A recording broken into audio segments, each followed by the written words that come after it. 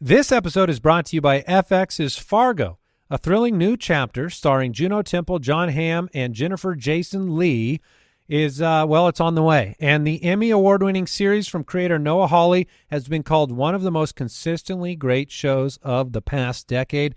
And guess what? I had a chance to screen it. I saw the first episode for the new season, and I'll be honest with you, it was absolutely incredible from start to finish. I am excited to see how this season unfolds, and I would recommend it to all of my friends. It was like a movie from start to finish. Incredible acting. I loved it. FX's Fargo premieres November 21st on FX. Stream it on Hulu. This episode is brought to you by Atlassian. Atlassian software like Jira, Confluence, and Trello help power global collaboration for all teams, so they can accomplish everything that's impossible alone. Because individually we're great, but together we're so much better. Learn how to unleash the potential of your team at Atlassian.com. That's Atlassian.com. Tap the banner or visit this episode's page to learn more. Atlassian. The DFS studio is brought to you by DraftKings.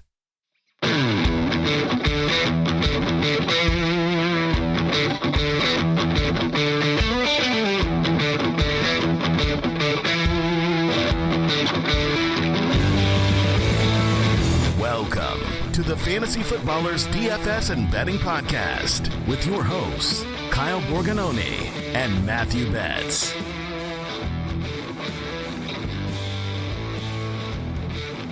Welcome in. We are back on Friday. It's November 17th on the Fantasy Footballers DFS and Betting Podcast. I'm your host, Kyle Borganoni, and I am joined, as always, by Matthew.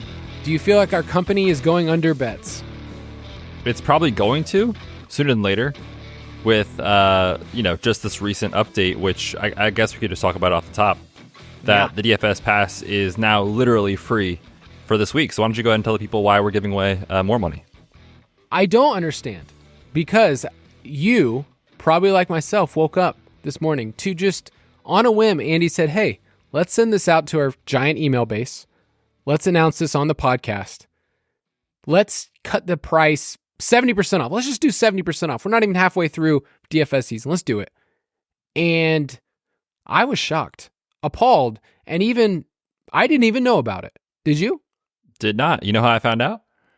I got the email as a customer, because before I, was an employee of this company, I of course was a jointhefoot.com member. And so I guess I'm still on the email list. And so I saw it come through. I was like, wait, I'm sorry, what are we doing? And sure enough, it's legit. So yeah, the DFS Pass is now 70% off. This is a 1 week deal, to use this. Is this correct, Kyle, the code we have? Correct. 1 week. What is it? Try DFS 23 is the code at checkout for this week to try it. Literally, it's in the code, right? You got to try it. And like Kyle said, you might think, okay, it's week 11, season's kind of almost over, but we go through the playoffs. Those wild card weekend, divisional round slates are super fun. We keep doing props all through the playoffs, and then of course the Super Bowl is a big part of what we do too. So not even halfway through the DFS season. This is just, I don't even have the word for it anymore, Kyle. Just silly. It's $17. Less than $17. I honestly kind of hate it, and I'll talk to Andy later, because it's like, we still got a lot of season, and we do want people to play with us. So I get that part. I get that our Discord is a great place for people. You and I even been throwing out NBA props just for fun, and so fantasy basketballers, baby. Yeah. So just so you know, just peek behind the curtain, podcasting in general, we're really fortunate for what we get to do. Really fortunate we get to work for a company that we love. And we're also really fortunate that we're not like living off of, hey, please buy this so that, our company can stay afloat.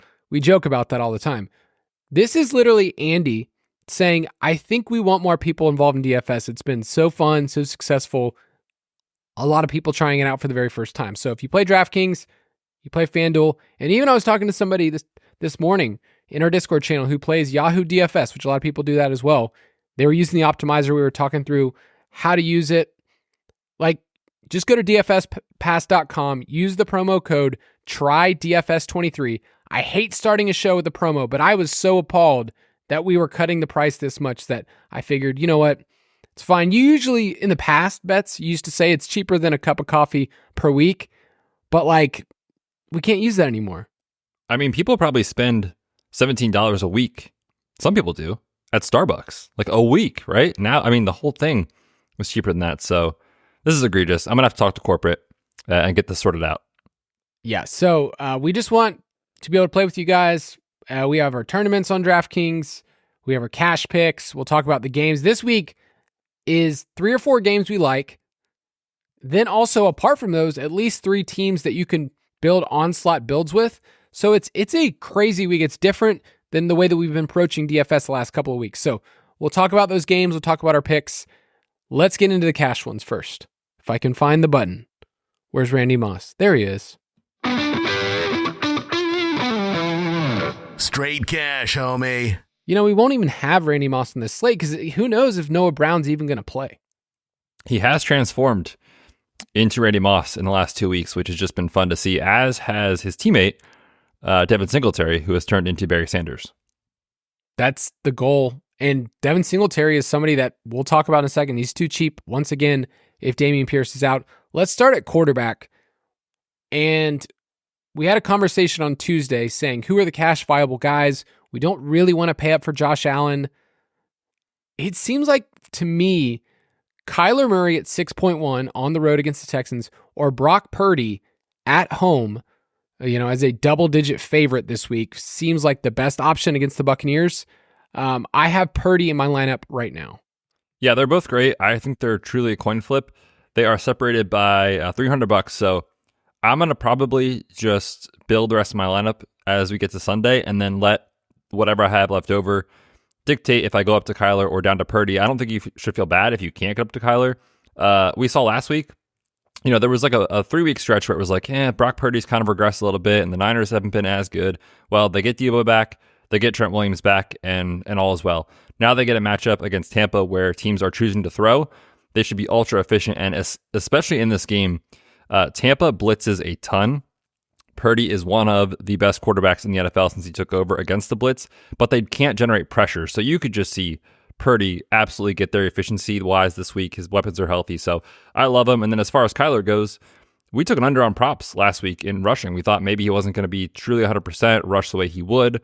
Not only did he get 33 carries, he also got a designed rush attempt close to the goal line, which resulted in a rushing score. So you're getting that version of Kyler plus the game environment, which we love. So it's a coin flip for me. Do you have a lean on either guy?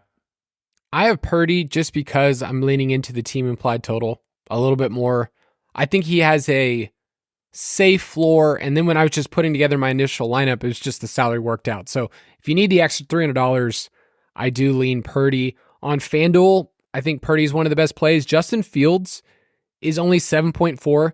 And I know we might talk about that game, might talk about him a little bit later, but his rushing lines against the Lions last year were awesome. They were like historic. So Justin Fields, we got the surprise news that he's expected to start and his price tag is too cheap. Like Justin Fields last year, if you were getting him in this spot against the Lions, a dome game, like he's going to be way over 8K. So on FanDuel at 7.4, I think he's too expensive. I think DraftKings did a fine job of just saying like you got to pay for him on that site. So I don't really prefer him there in cash, but he's a fun, volatile play that we'll talk about more later. Have you changed your tune at all on Tony Pollard, after taking 2 or 3 days to marinate on it? I still have no clue what I'm going to do. so I guess not. But it's the matchup, right? I mean, everyone gets there against Carolina. Every running back does. They're allowing the most rushing touchdowns in the league. They're dead last in rushing EPA on the season. 31st in schedule adjusted points allowed. Yada, yada, yada, yada. Tony Pollard has been one of the least efficient backs in football. So at this point, you're just asking yourself, is he an okay play at his price tag in the best matchup possible? If you prefer Breece Hall, I wouldn't get upset with anyone for that. If you prefer to pay up for Travis Etienne over Tony Pollard, I think that's totally fine. But like where he's priced for 15 touches in a good spot seems like a good play. So I'm kind of leaning towards playing him, but I'm not locked in. Where are you at? I'm leaning towards playing him, and it's a matchup, it's a price thing. It's also, my builds so far have been 3 running back builds, and I think he projects, along with Devin Singletary, to be the most popular running backs among them. So it's kind of the question of are you afraid of Tony Pollard? I know the quick answer is nah, the dude hasn't done nothing. But at this price point, I think it wouldn't shock either of us if he went for over 100 and a score based on the matchup. And at 6.6, I think that is something that you need to hold on to. So some people listening to this would be like, hey, I can't do it again. In DFS, I don't really care. I personally don't have Tony Pollard in any leagues. So in DFS, I feel fine. If I get hurt, I can go back to it. So Tony Pollard and Devin Singletary at 5.3 might be my favorite cost-sensitive plays. Yeah, Singletary I think is a lock if Dameon Pierce is out. It's the Cardinals, man. We've been playing running backs against them all year, and Singletary has handled 98% of the running back carries over the last 2 weeks with Pierce out. So it's his backfield, and it's a great matchup, and he's only 5,300. So he'd be an interesting fade candidate in tournaments. You just hope he doesn't do what he did last week. But for cash games, you really can't poke any holes if Dameon Pierce is out. So if that's the case, Singletary is certainly in my lineup. Yeah, Pollard, I want to say on FanDuel at 6.9 is almost a lock for me. Where it's a much more touchdown-centric site. You're not looking at bonuses. So on FanDuel, Pollard's in. Singletary at 6.5. Those are both probably our top 2 of the week. But then CMC, let's talk about him. 9,300 on DraftKings. He's 10K on FanDuel against the Buccaneers. Are you willing to add him as the third running back in your build? So it's a tricky week because, in a vacuum, it's I would love to play Christian McCaffrey, but he's so expensive, and 10K on FanDuel is crazy, but he's earned it, right? Obviously last week he didn't get the touchdown, but every week in his projection, you're basically banking in a touchdown. And on FanDuel, that goes a long way. As far as the matchup, it's not great. Tampa certainly has been elite against the run. Teams are choosing to pass on them, but this is Christian McCaffrey, and this is the Niners offense that should score 28 plus points, as their team implied total says. So for those reasons, he projects very well. I think what the decision point comes down to for cash games is, do you want to prioritize Tyreek Hill, on DraftKings especially, or Christian McCaffrey? Because there's not a lot of awesome punt options this week that I love. So in order to fit one of those guys, you have to pay down somewhere else, and you certainly can't fit both. So do you have a lean? Because I think that's what it comes down to. Do you have a lean of CMC versus Tyreek? I have Tyreek in mind, and part of that is I have Purdy, so I'm hoping to soak up, at least 2 touchdowns through the air that way with the 49ers. I already know this is what the messages you're going to get for saying that, Betz. People are going to look, I could totally put Tyreek and CMC in my lineup. Yes. But what I want to encourage you to do is that if you play both of those, you're probably punting 2 positions, right? You're probably going to have to punt a wide receiver and maybe one other. That when you add up the projections, which is all I care about, when I see messages on Discord or in anywhere that says, is this lineup good? What do the projections say? Add them up. And yes, Tyreek and CMC are going to project for 20 plus points each, but are you sacrificing it because you had to punt 2 wide receivers or wide receiver and tight end? You don't have enough money to get up to Trey McBride, and you're getting cute elsewhere. So keep that in mind, but I prefer Tyreek with a higher team implied total. Miami scored 30 plus points every single home game. And Tyreek, I was looking at the expected fantasy points, which is the article I actually did this week in the DFS Pass. Tyreek has slightly underachieved over the last month, which is wild to say because he's scoring touchdowns like crazy. So Tyreek's kind of my preferred strategy.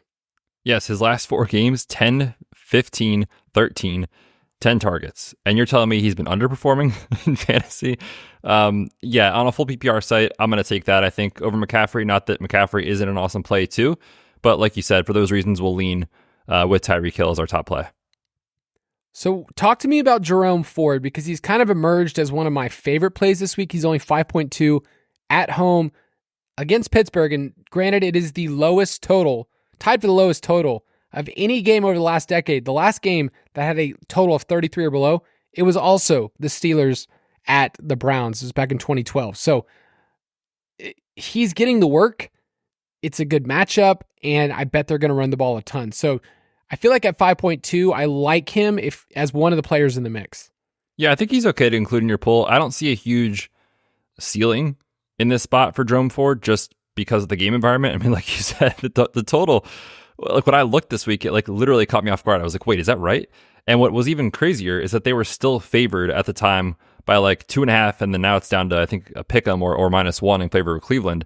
It's like, man, they're still favored against Pittsburgh, even with DTR under center, and they are. So, yeah, that's the tricky thing for me is the game environment is so terrible, but he's only 5.2, and I think we would both agree he's probably a decent bet for 15 plus touches when you combine his rush attempts and his receiving work. So at that price tag, that's hard to poke holes in a good matchup. So I get it. But like I said, the game environment is just absolutely terrible. And then one more running back that might fall through the mix a little bit. We won't even talk about this game. It's Travis Etienne at home against the Titans, who kind of slowly have been giving up on the ground. We've kind of had them as a stay away matchup for a couple years, but he's getting the workload. I mean, you're getting 20 plus opportunities. And last week, the Jaguars were just boat raced, 4 turnovers. They scored 3 points as a team. So I think Travis Etienne is interesting at tournaments. In 7.2, I don't think I could play him based on the other value at this position, but I think he's a solid play. Let's go to wide receiver. Tyreek and Amon-Ra feel like our best elite players that we like. Amon-Ra on FanDuel is only 8.9, which is a great tag. So he's one of the key players that I have in my FanDuel cash pool. But tell me how you're building this week at wide receiver. Yeah, I think Tyreek's in my lineup. It's just, we already talked about the spot. It's just so clean against the Raiders. So he's in, and then it's really a tricky decision to try to jam in another of the 8K guys like Kupp or Amon-Ra. I did build a team that you can get Amon-Ra and Tyreek in. However, you're playing 2 tight ends, and that is not something I want to do. It was McBride and an Ingram team. So it's like, if you view Ingram as like a PPR wide receiver, it's fine. It's not the worst. It's not the worst. But just 2 tight ends makes me sick. It makes me ill, Kyle. So I'm prioritizing Tyreek, and if I can get Amon-Ra, great. And if not, no big deal. You can drop down a little bit. Christian Kirk, we talked a lot about Calvin Ridley on the Dynasty show and how this is the Christian Kirk show as far as first read targets, target share, all the peripheral metrics, yards per route run, all that sort of stuff. It's in favor of Christian Kirk. And now he gets a pretty good spot against Tennessee, where I think we both agree the Jaguars should play much better this week. Hollywood Brown, 5,300, is always going to be in play just because of his target share, taking on Houston. But I have another issue with that team just because T. McBee, Trey McBride, is locked in, I think, for both of us. And then I think Rondale Moore is an acceptable, albeit very low ceiling cash play if you want to punt it off for 3,300. He did see 8 targets last week, and you talked about this in pace of play, is that the Cardinals actually went pretty pass heavy in their first game with Kyler, something they have not been doing with Clayton Tune and Josh Dobbs when he was still there. So I think 2 of those 3 are fine. I certainly would not pay 3 of those guys in cash. Yeah, and Betz, I'm not going to lie, I was super distracted for a second. Someone just sent me what the Chargers just tweeted out, and they put together a 2-hour montage of all 10,000 of Keenan Allen's receiving yards. Okay, well, podcast is over. I'll see you in 2 hours, man. It's 2 amazing. hours? No. Yeah, they just put together like somebody, which I am, whoever you are that put that together on the social media team, you had all the amazing work. Because that sounds like you had to splice together, since 2013, a bunch of clips of every single reception and receiving yard ever. That might be how I sleep at night now. Just how I go to bed. Hey, honey, I'll see you in 2 hours. Man, I'm a new man now. Okay, so here's what I'm seeing at wide receiver, which is a perfect segue, right? Wide receivers. The wide receiver. Tyreek and Amon-Ra, middle tier, punt. So of the punt options, I think Jaden Reed is at the height of where you can go, somewhere in the 3 to 4K range. I want a wide receiver that I can project for 5+ targets and can pay off with 7 to 8 points. So my options right now are Jaden Reed at 4K, Michael Wilson, 3.4, Kyle Phillips, the Titans wide receiver at 3K, who has seen about 3 receptions every single Will Levis game. Are you interested in those dudes? I like Jaden Reed a lot, actually, for tournaments. I mean, just the Chargers, man. Their secondary is not great currently at the football. I like Jaden Reed quite a bit. I just think that the projection for him is somewhat fragile in terms of, could it be Luke Musgrave? Could Christian Watson see more? It's just like they have so many guys. So I could totally see a scenario where it doesn't work out, but I don't totally see the case for him in tournaments. So I actually like Jaden Reed quite a bit as a dart throw this week. I think Michael Wilson's totally fine. The tricky thing with that game, right, is like they're all pretty good cash plays as far as the Cardinals go. So the roster percentage is going to be outlandish in tournaments. It is wild to say that, though. You're spot on. Kyler, James Conner, Hollywood Brown, Michael Wilson, Rondale, Trey McBride. All of those guys are cash viable. Right. And that's what makes me scared for that game in tournaments. But like I said, you can include them in your pool. I think I prefer Rondale just for like the PPR safety compared to Michael Wilson. But Wilson has a much higher ceiling, certainly. And then Kyle Phillips, he's kind of interesting. I don't know that I would go there in cash, but he's been seeing a handful of targets each week. He's had like 3 or 4 catches on a week in and week out basis. If Treylon Burks is out again, Kyle Phillips is in play. And I also want to just give a quick shout out to Jason, who I'm happy with and upset with, because on Saturday he messaged in one of our Slack channels. He said, "Hey guys, Kyle Phillips over 21.5 receiving yards has to be the lock of the week, right?" And I replied to him. I said, "Is that the big shimmy lock of the week? Should I tell the Foot Clan, everyone in the DFS pass?" He ghosts me, doesn't answer. Monday morning, he messages me, "Hey man, did you see Kyle Phillips had his receiving props?" I was like, dude, you could have won everyone listening to our show, everyone in the DFS pass win money, and he held it all to himself. So Jason was selfish this time, but maybe we'll look. Just be ready in the props channel. We'll see what's going on. So we're learning something about the owners of our company. Andy, if you aren't on Twitter to see Andy's rage, he's a very mad person at Papa Josh. So make sure you check that out on Twitter. He cut the price. Shimmy, basically said, "Hey, you're not getting any of this Kyle Phillips." And then Mike's in Disneyland right now. What's happening? We're falling apart. I don't know. I'm working. And I'm working next week. I'll tell you when we have the biggest show we do all year. Oh, baby. The Megalodon episode. So we got a lot going on. I like Kyle Phillips at 3K because if Kyle Phillips got you, I don't know, Betz, 1 point, he fumbles or something, I don't know, 2 points, do you care? Probably if Rondale or Michael Wilson give you 8 or 9. Yes, but it's not going to bury your team. No, but it could certainly hurt your team. Yes, I will definitely take Kyle Phillips in a better matchup against Jaguars pass defense than Rondale Moore, who will get 2 carries and 3 receptions for 1 yard. Like Rondale's one of my least favorite, but maybe we should water bet that. I'm down.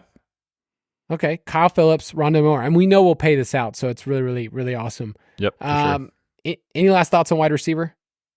No, I think we hit on everything that's cash viable this week. All right, at tight end play Trey McBride. Yep, he's locked in. I really wrote a lot more about it in the DFS pass, but if you're making me pick one, I'm playing him over Hollywood Brown this week in cash. Yes, he is the first read in this offense currently over the last several weeks since he's emerged. With Zach Ertz out, his first read target share, his usage, his design targets, all that sort of stuff. Like they are scheming looks for him. You talked about this in the expected fantasy points article. He should be 52, 53, 5,400, something like that. So enjoy the discount while we have it. It is not going to last long. And the matchup against Houston is awesome. They are one of the worst against fantasy tight ends. So Trey McBride's in your lineup. I'm guessing in double ups. I'm going to get a number in my head. I think Trey McBride will be played somewhere around 55% of the field. Was that the number you had? The number that popped in my head was 45. So somewhere in that range. Okay. Probably at least half the field. So that's another reason that we say, hey, don't make a big deal of this right now. You might have other tight ends that you can play in tournaments if you want to get leverage, but make other people make mistakes. Ride the wave of a tight end that's ascending and in a great matchup too. So on FanDuel, he's 5.9. Sam Laporta, we'll talk about him. He's a great tournament play this week, I think. He's 6.7 on FanDuel. And then at defense, we talked on Tuesday, you either pay up for Dallas at 4.1 or punt with the Packers at 2.3. There's some other middle tier options that we really like, especially with the Steelers now. They get to play DTR.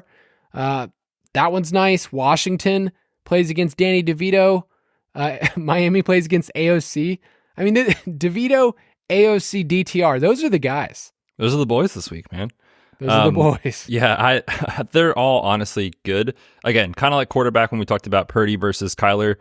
Let the rest of your lineup be what you build first and then see what you have left over. All of those kind of mid 3K options I think are really strong this week. They project very well. But if you do need the money, I think you still can go all the way down to the Packers at 2,300, taking on Justin Herbert and the Chargers. We know Herbert will drop back a ton.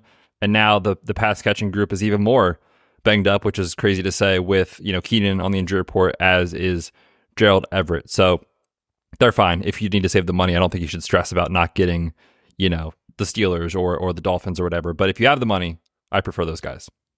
All right, just to help me with my life, do you think Keenan plays this week? I think he does ultimately. Okay. I need that for my home league team, and I need that just for my life. On FanDuel, I really like the 49ers at 4K. It's a little different than what you want to do on DraftKings, but 4K at home against Baker Mayfield. They looked pretty awesome last week against the Jaguars with Chase Young and Nick Bosa. That was pretty sweet. Let's take a break, and we'll be right back. This episode is brought to you by FX's Fargo, a thrilling new chapter starring Juno Temple, John Hamm, and Jennifer Jason Leigh is, it's on the way. And the Emmy award-winning series from creator Noah Hawley has been called one of the most consistently great shows of the past decade. And guess what? I had a chance to screen it. I saw the first episode for the new season, and I'll be honest with you, it was absolutely incredible from start to finish. I am excited to see how this season unfolds, and I would recommend it to all of my friends. It was like a movie from start to finish. Incredible acting. I loved it. FX's Fargo premieres November 21st on FX. Stream it on Hulu. This episode is brought to you by Atlassian. Atlassian software like Jira, Confluence, and Trello help power global collaboration for all teams, so they can accomplish everything that's impossible alone. Because individually we're great, but together we're so much better. Learn how to unleash the potential of your team at Atlassian.com. That's Atlassian.com. Tap the banner or visit this episode's page to learn more. Atlassian.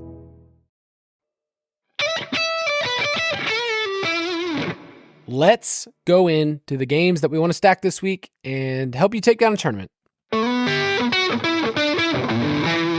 Stack Attack.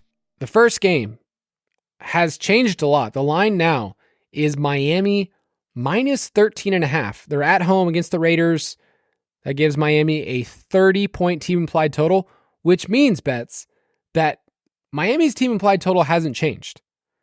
But the Raiders have. So people have just been betting down the Raiders team implied total, which makes sense because they've hit it, let me count, once this entire year. And they have a new head coach, or a new interim head coach, I should say, Antonio Pierce, who, as a former linebacker, apparently just really appreciates running the ball. And that seems to be the game plan. So what's your outlook on this game? And do we even need the Raiders?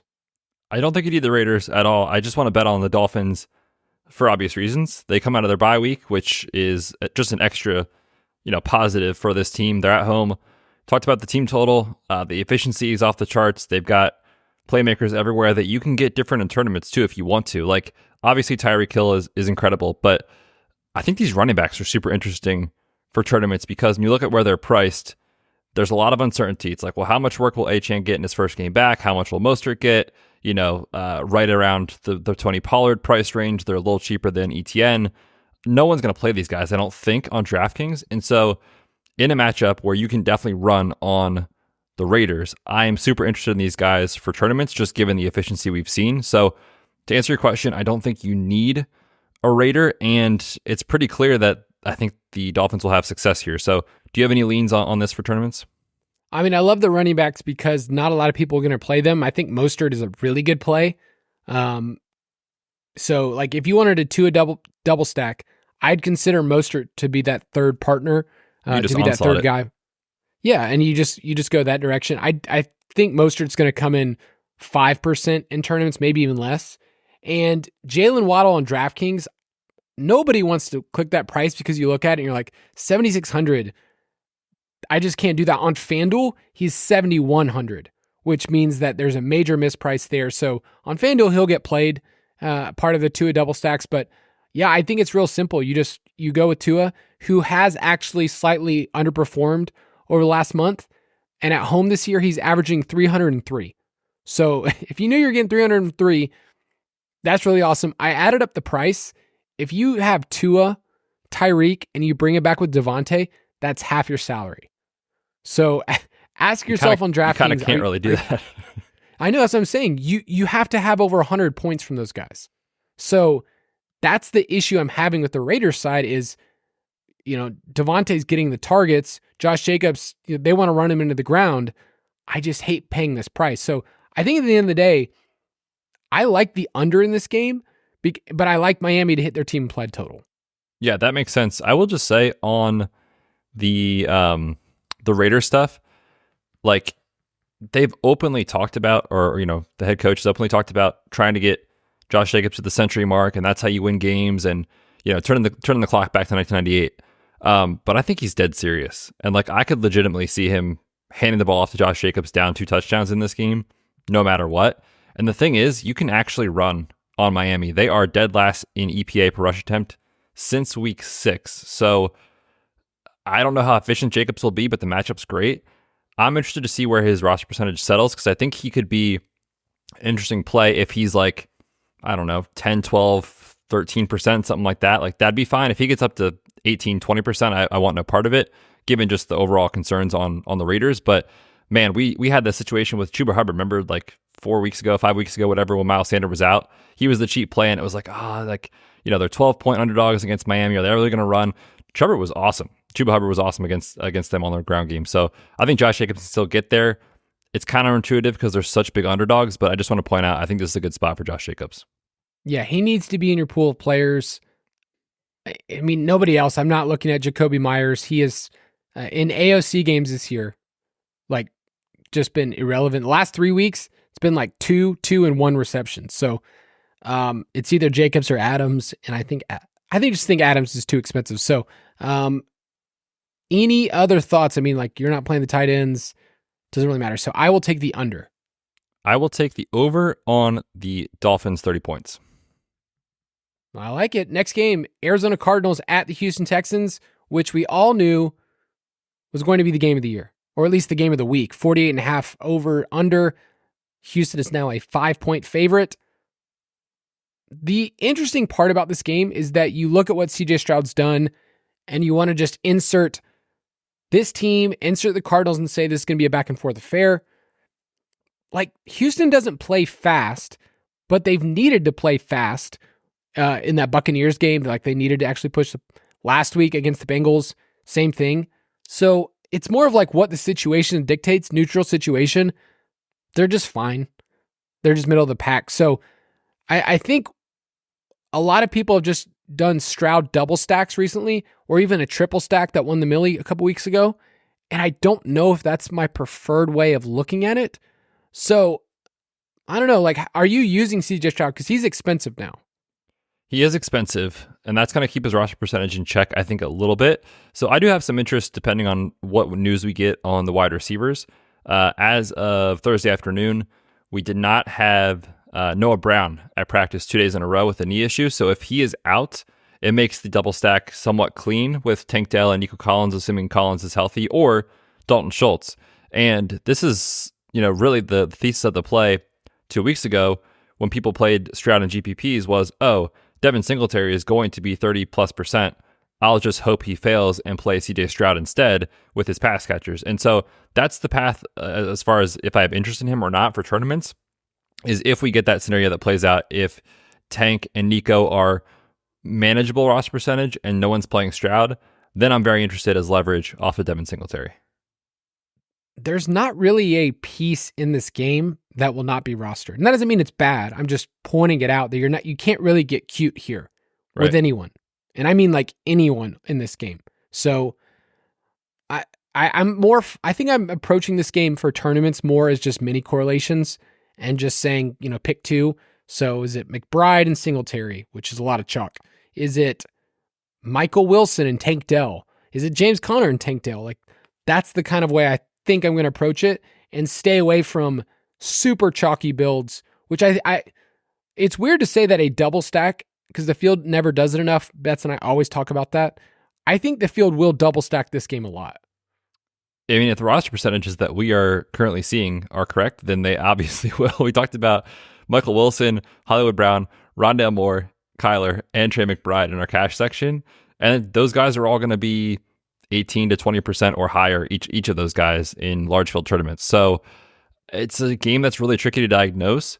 I guess my question then, just because for you, Kyle, with how much roster percentage is here, is there any of these players that you're willing to fade or come in underweight the field on, specifically like the high profile guys like Hollywood, Trey McBride, those kind of names? I've been pretty fortunate to be off Hollywood for a couple of weeks, and I talked about him on the Dynasty podcast about how bad he is against zone coverage. The problem with looking at stats like that is just Hollywood will get, 30% of snaps in man where he is the best player on the team. So it's totally possible that he catches a long bomb in man coverage. I find that I don't like playing him. His yardage totals have not been there at all. Like this entire year. You used to think Hollywood was this deep, 100-yard bonus kind of guy. Like he hasn't really been that at all. So I find that he's somebody that you can definitely shy away from. Devin Singletary is like I said, there are other options at running back that I think can give you different builds, because if you're getting the wide receivers in the middle range, Hollywood, Tank Dell, Nico's kind of expensive to be honest. And then you're adding in Singletary, like you're eating into chalk, but you're also building in a lot of builds that have the same price range. Flip a build, have more expensive running backs, have more expensive wide receivers in other spots, and you get leverage. So I think what I like most about this game is the leverage I can get off of it if I'm not fully stacking it. Yeah, makes sense. I think to answer my own question, I would be very comfortable fading Hollywood Brown in this spot just because of what you described on the Dynasty show as far as how he profiles. I actually think Trey McBride might be okay chalk, which is so wrong. Just a 4,400 tight end who's going to be massive chalk. Just for years it was auto fade in tournaments because these guys fail all the time, right? And I'm not saying Trey McBride is a guarantee to succeed, but when you look at how they're using him and how they want to use him as far as this and the matchup, it's really hard to poke holes. So I'm going to play a lot of Trey McBride this week. I know the field goal too, but I'll just look to get different elsewhere in my lineups. Yeah, we talked about his percentage in cash. I bet in small fields, he's going to be like 40+%. Probably. Okay, and my take on this game is I like Arizona to cover. Oh, we're taking the +5? Yeah. I'm going to take the under on the game total. That's fine. Yeah, it's been bet up. All right, next game, Seattle at Los Angeles, the Rams. I feel like this game is coming in under the radar. Matthew Stafford's back. The line has changed. Is it now back to Seattle -1? Yeah, it flipped since our last discussion. It's now Seattle favored by 1 point. The over-under is 46. We like Seattle, and we saw it last week. Like, when they can have big explosive plays in the passing game, they're awesome. They've been terrible inside the red zone, but that's the kind of thing that you just kind of expect corrects over time. I think Ken Walker is an interesting tournament play this week. Nobody really wants to play him anymore because of the snap counts, but I think he's a good tournament play. There's just, this is a game that I don't think you have to fully stack, but I think there's correlating pieces here that you could really lean into. For sure. I'm interested to see what the field does with the Rams pass catchers, because we know Cooper Kupp, especially at 8,200 on FanDuel, is an outstanding price tag, but 8,100 on DraftKings, and then Puka at 7,100. These guys have shown us they have a massive ceiling when Matthew Stafford is healthy. If we get some positive news, later today on Friday, throughout the weekend on Stafford's health, those guys look like awesome tournament plays because they are going to be under the radar when you look at everyone trying to jam in, Amon-Ra and Tyreek, and then in the middle range dropping down to like the Christian Kirk types and Marquise Brown.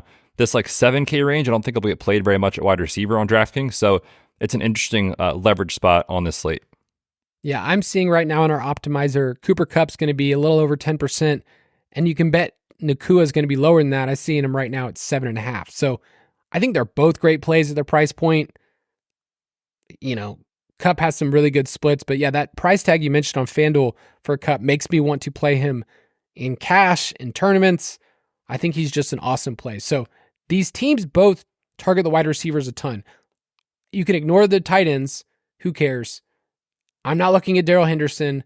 Walker's a fine tournament play. So if you want to do Walker Kupp or Walker Nakua, I think that's fine. Are you stacking Geno? Because Stafford gives you nothing in the running game. He's just not somebody I'm interested in.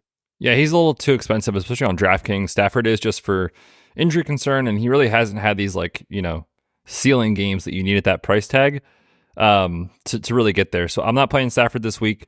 As far as Geno, I think he's interesting. I mean, we finally saw a good game from him last week, and we know where the football goes with Metcalf, Lockett, and JSN. So it's, I think, somewhat clean as far as stacking him.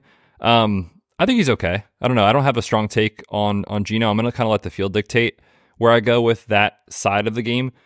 Like if these guys aren't going to be played in a game total that's pretty high, 46 points, and a tight spread, and two teams that are willing to throw, like I'm interested here. But if they get popular, then I might look elsewhere. So this is a roster percentage sort of play for me as far as the double stack with Geno, Metcalf, and Lockett.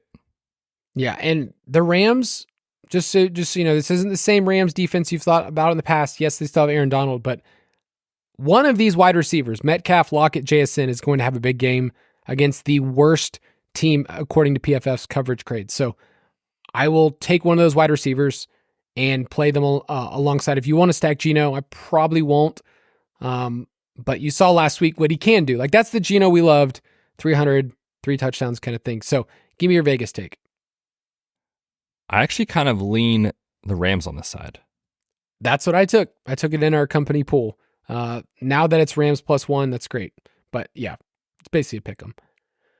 Last game we're going to talk about is Chicago at Detroit. And last year, these were the games. If you went after them in DFS, the last two games that they had, 51 and 61 combined points. Those are Justin Fields games, and now we get him. So that's really cool. Detroit is a 7.5 point home favorite. When we got news that it was Justin Fields, then, this line changed, 2.5 points, something like that.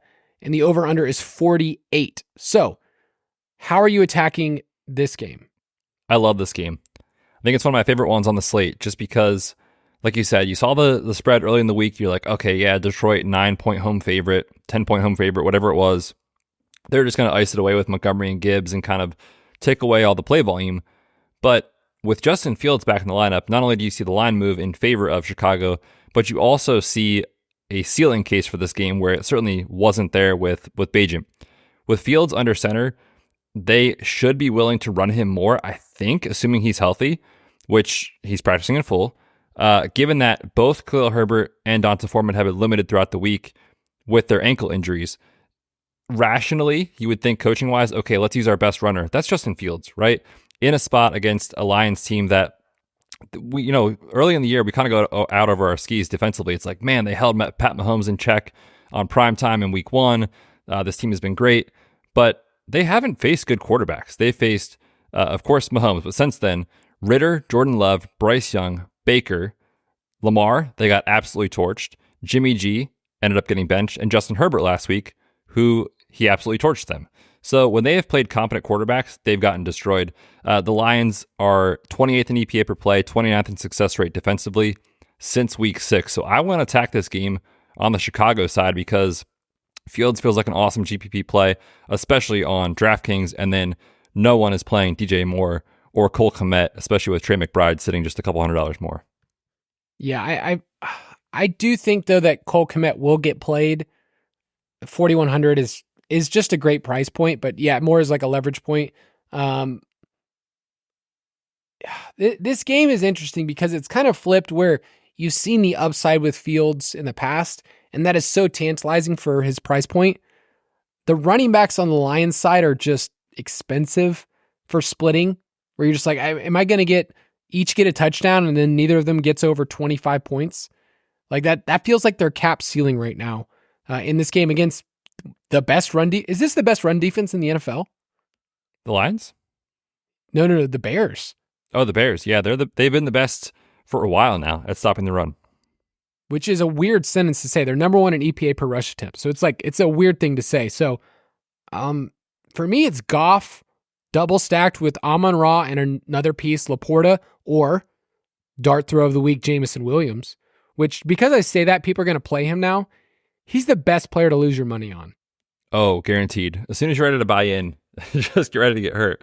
No, I like that a lot. We talked about that a little bit, just saying on Tuesday's show, like this Goff tag is one he can pay off, especially at home, right? Where he's averaging a ton of yardage, multiple touchdown passes are certainly in play. And, you know, I know that the Lions want to run the ball and they have had success all year, so they probably will keep doing it. But if they stall out, they've actually shown us, Ben Johnson, the OC, has shown us that they are willing to abandon the run at times and throw when they need to. We saw that against Tampa weeks ago when David Montgomery got hurt.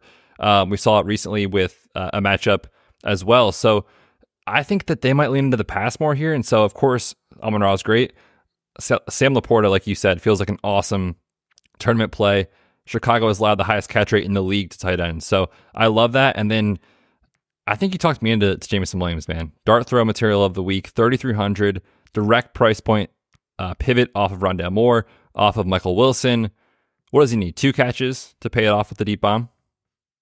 Yeah, I'm going to look up his roster percentage just to make sure that like nobody in their right mind likes him.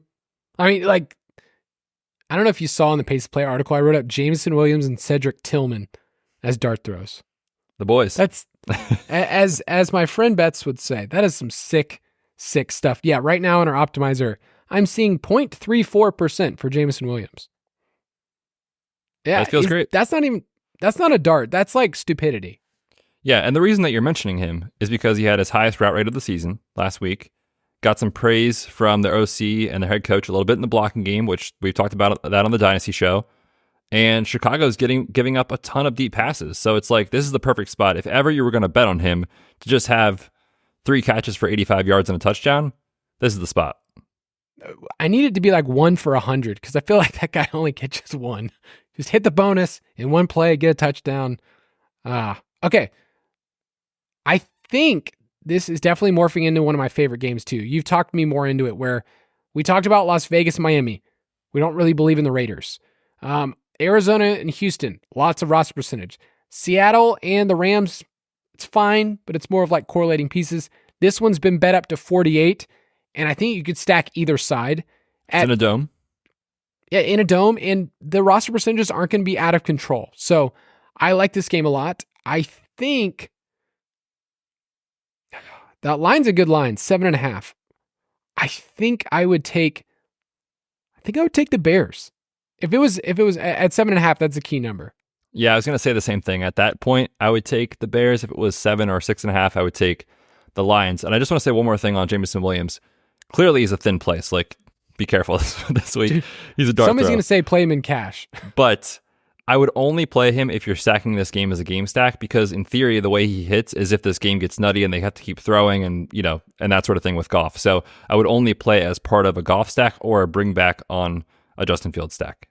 Yeah, and I'm going to double down on what Betz. Thin dart throw.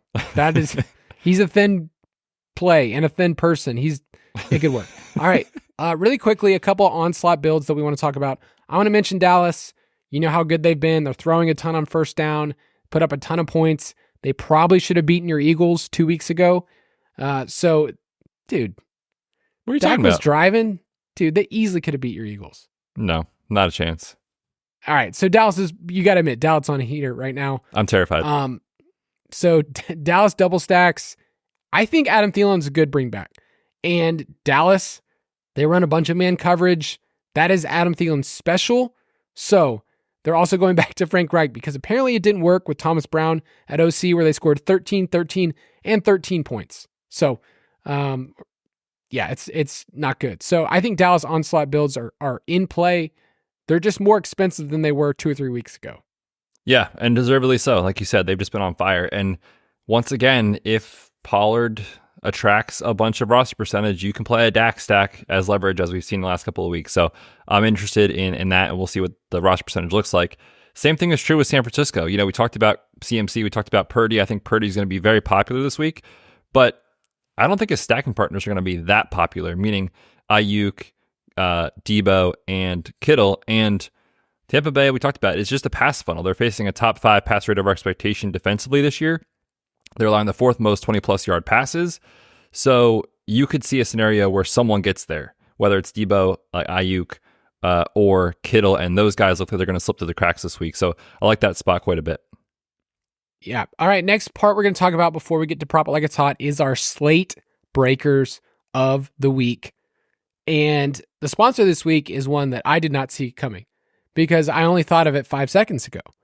But it is a candy that my kids have gotten into recently, and maybe you too as a kid. As a kid, this was a currency for me. It was Warheads.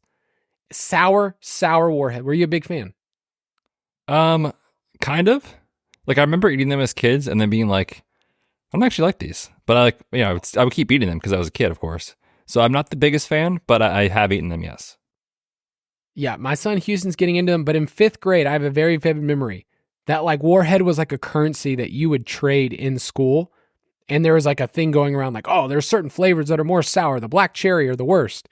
But yeah, hit me up if you were a Warhead kid because they're back in my life somehow. And I want to give my slate breaker. No, not right now, but I will later. No, that's what I mean. Like now that your kids have them. Oh yeah, I've had them the last couple days. Nice.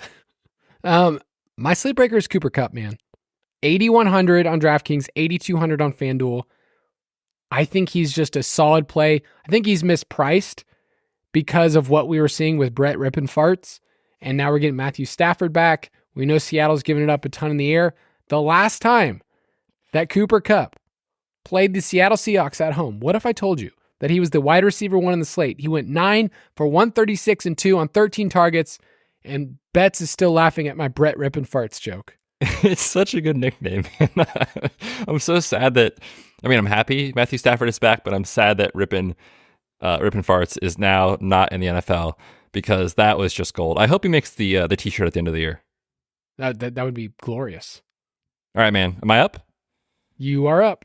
We just talked about it. I'm going to go with Justin Fields this week, which, I think on FanDuel he'll be a little too popular, which is you can still play him, but it's not as good as it is on DraftKings because when I look at the DraftKings quarterback slate, all of the roster percentages funneling into the 5K range or lower 6 with Kyler, Brock Purdy. We talked about Geno a little bit. Sam Howell's going to get a little attention this week.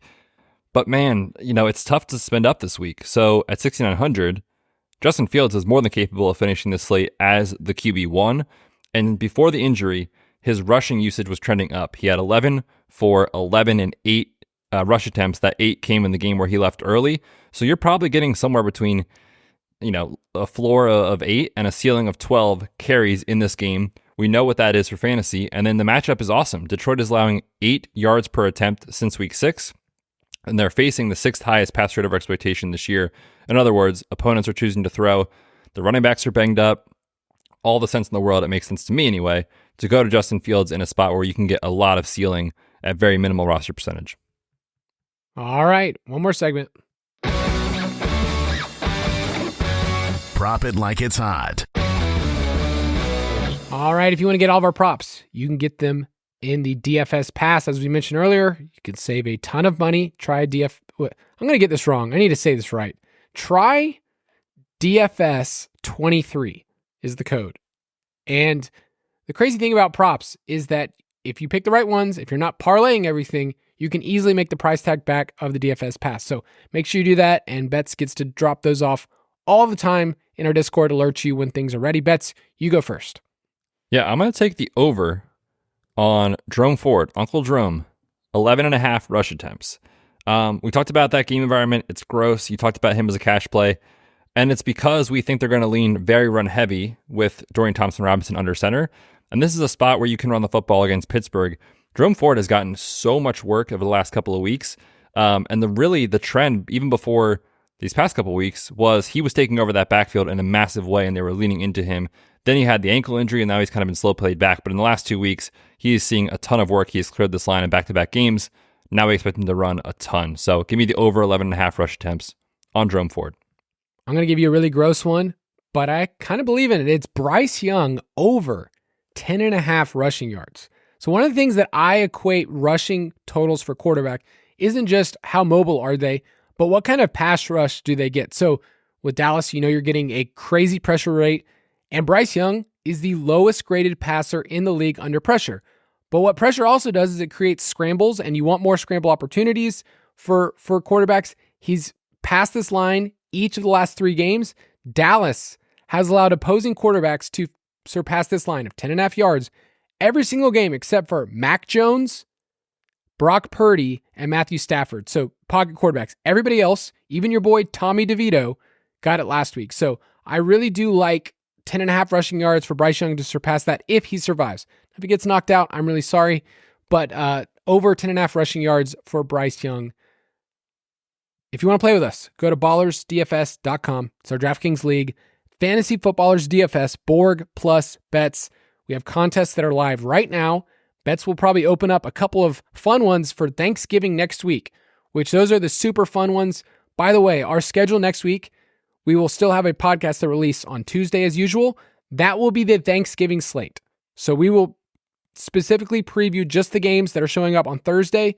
There's also a Black Friday game this next week. So that's Dolphins and Jets. If you are just a true sicko and you didn't spend enough time with your family on Thursday, you could do the same thing on Friday and look at another game. And then we'll have our regular main slate podcast come out on the following Friday. So you can play in all of our tournaments. Go to ballersdfs.com. Betz, sign us off. Kyle, anytime we have a slate in front of us where we hyped up Jameson Williams, it's going to be a good week. So we're taking the over on Bryce Young. We're playing Jameson Williams. What could go wrong this week? Come play with us, like Kyle said, ballersdfs.com. And if you want to try out DFS Pass, now is the time to do it. Good luck this weekend. We will see you on Tuesday. Thank you for listening to another edition of the Fantasy Footballers DFS and Betting Podcast. Don't forget to visit us on the web at thefantasyfootballers.com.